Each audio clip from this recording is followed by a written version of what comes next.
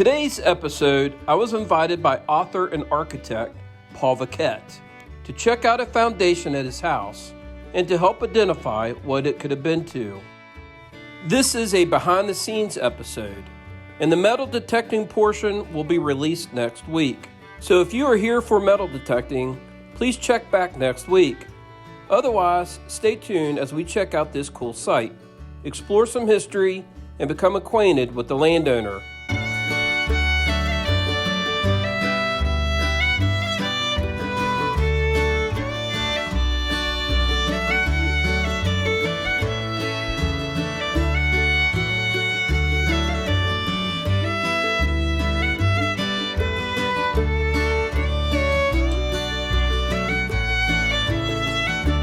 I'm here on site, and I am here on a history hunt.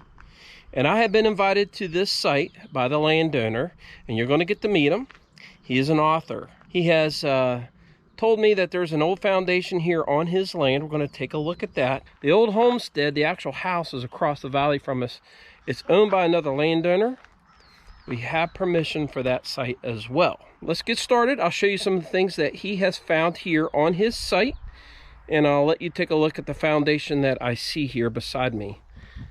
Here are some of the iron artifacts that he has found. Now these, I told him, to me they look like maybe the top of a gate. Maybe something went here, here, and here, and it was the top of a gate. I'm not real certain what these are for.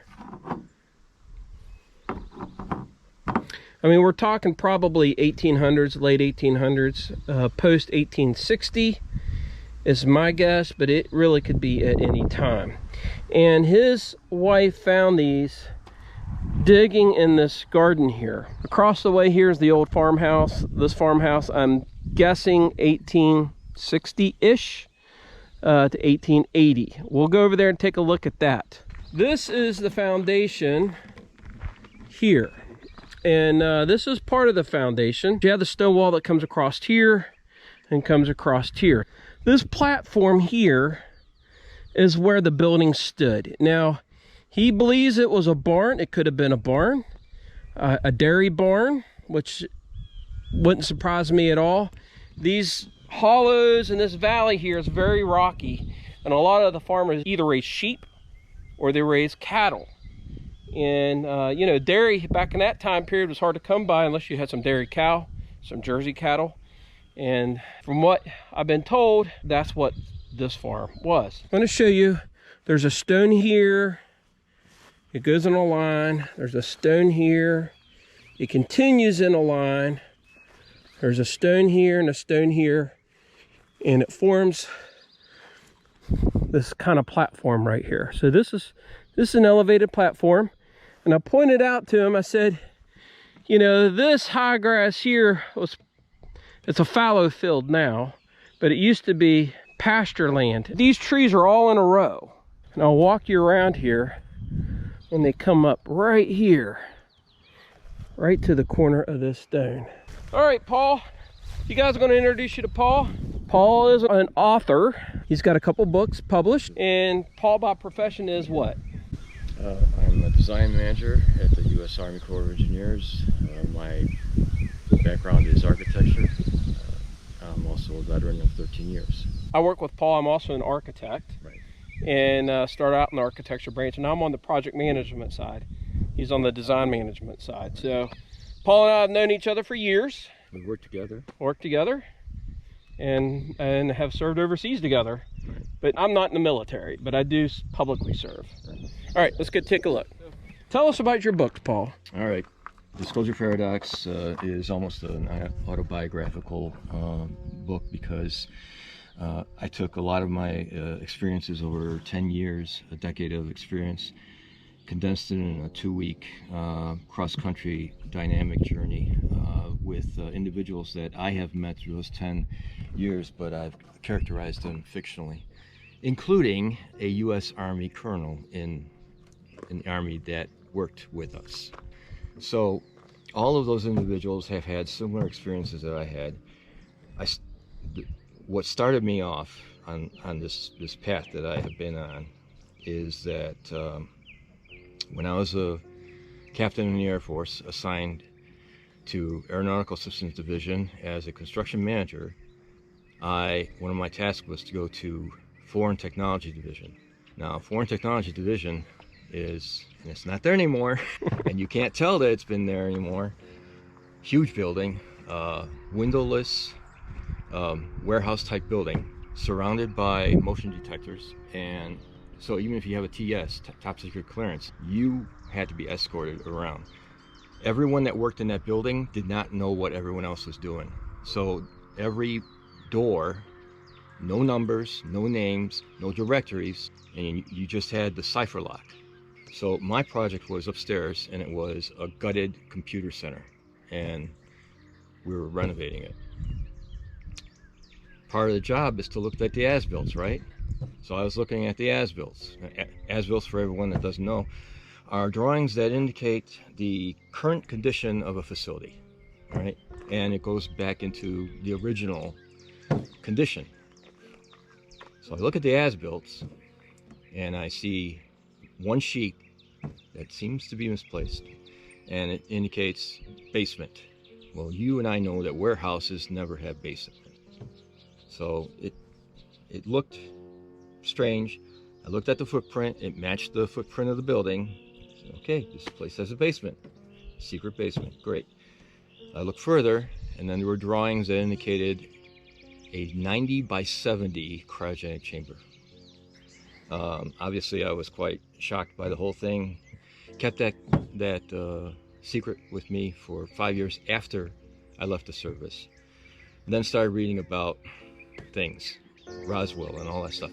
And it coincided with the story that they sent the cadavers from Roswell and shipped them to Wright-Patterson. If you think about Foreign Technology Division, the name, right, that kind of means foreign things, right? And if you extend that further and you put two and two together, there was something going on there. So this is what got me on the trip. So essentially, what this book does is it links the extraterrestrial phenomenon to our spirituality. Very interesting. Yeah. So if you guys want an interesting read, so you got another one, and this one's a more recent one here too, right? This one is a prequel to that one, because the character in this one appears in that novel, and again, it's based on a real person. And so this person is a former CIA, not operative, but an asset. And her ability, because she was abducted by extraterrestrials and her father was at Roswell. He was an intelligence officer at Roswell, became a Navy intelligence officer. In real life, she had an implant put behind her eye. And this allowed her to be able to recognize energy waves. Just like sonar recognizes things in water, she recognizes energy waves with her mind. And she was able to repel the energy waves back to the source and cause like explosions, short circuits, all that stuff. So she was harassed by rogue CIA agents, not actual CIA. She was CIA, to repel these rogue CIA agents. And she was also a trophy for Al-Qaeda. And she was also involved in finding bin Laden. But this book is fiction? It's about her. Well, there's some fiction in there, but it's mostly based on true stories, things that she told me about, like, you know. Wow, so this is a person you actually know. Yeah. Oh, that's awesome. Yeah. All right, you guys, a lot of this stuff's going to sound science fiction to you, but... And I'm working on a third one. We're working on a third one. Yeah. If you guys like that kind of thing, and you like some fiction and nonfiction, you need to check it out. All right, you guys, we're gonna go out. We're gonna go take a look at this this old house, and we're gonna walk the site a little bit. You guys stay tuned. Hang in there. All right, you guys, we are at the house next door. This is the original farmhouse to the site, to the land. This is post-Civil War. Could there have been an earlier house here? Yes, absolutely. I mean, this land, all this land and all this valley I've been detecting in, and it was settled mid to late 1700s. And so this is probably very likely not the first house on this site. All right, you guys, the landowner here has brought out a box of artifacts of things that he's uncovered digging around in his yard, various reasons. A couple of these things I recognize, and there's a couple things here I do not recognize. And for this, I definitely recognize as a shoehorn. You guys have seen one of these in one of my videos. This is the bottom of probably a stove, a wood stove, or I would say it's a wood stove is what these two things come from. This gear, you know, this gear could have really come off of anything. Could have come off of farming equipment. And, you know, old cork top, some old cork top bottle. A lot of people like collecting cork top bottles. Doorknob. These are glass doorknobs. You know, believe it or not, you can still find these today. They still make them. And they're, you know, some people restore the homes using those still. Let's see. Boy, we found a lot of these. And he brought this rock out, this stone. All right, you guys, do you see this? See how it's shaped? Is that Native American, maybe? Or is that just a natural stone? Very interesting. Okay, you got a couple more here. That's just an interesting rock, I think. You know,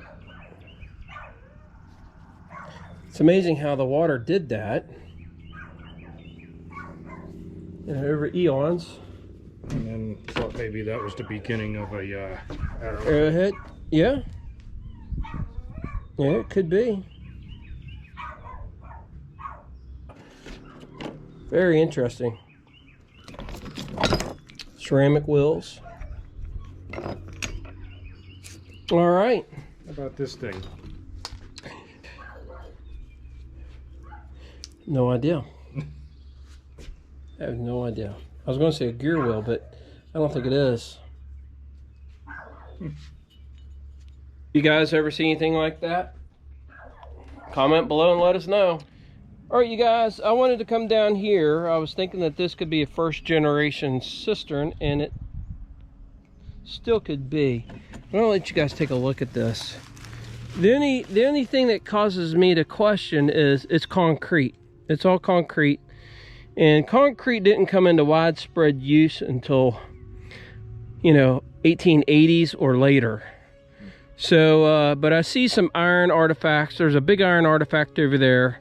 There's an iron artifact over there where that tree fell over, and I wonder if this was put here for livestock. I think it could have been here for livestock. I don't think it was here for a house. You know, this area down through here is swampy, and they put it down in this area, I believe, for livestock. This is like a fruit tree. It almost looks like apple or cherry. Yeah, it doesn't look like cherry bark at all. It could be crab apple. Yeah. I think it's crab apple. What makes me think that it's not a fruit tree is that kind of blossom. I don't know. You guys call this Russian olive? Yeah, it's either autumn Russian olive or autumn olive. I'm not sure if I could tell the difference between them. They look very close. Yeah, you guys, this is an invasive species here where we live. This stuff has taken over all the farmland. If you don't keep things mowed down, this absolutely takes over everything. And the other thing we're talking about, all these invasive species that have been introduced, is the multiflora rose. And this is what they call a multiflora rose. And this stuff absolutely grows everywhere too. And it seems like these things, they just thrive together, don't it? They feed off of each other. All right, you guys, thanks for joining us this episode. Next time we come out to this site, we'll be detecting and finding what we can find, be able to date this place, be able to see if we can't reveal the story behind it. All right, we'll see you guys later. It's a coin. Lenny, you want to get it? Do you see it? Right. It's right there. It's right there. This Oh, wow. looks like, I can't read the side. Oh, it's on the back. It's better than a wheat set.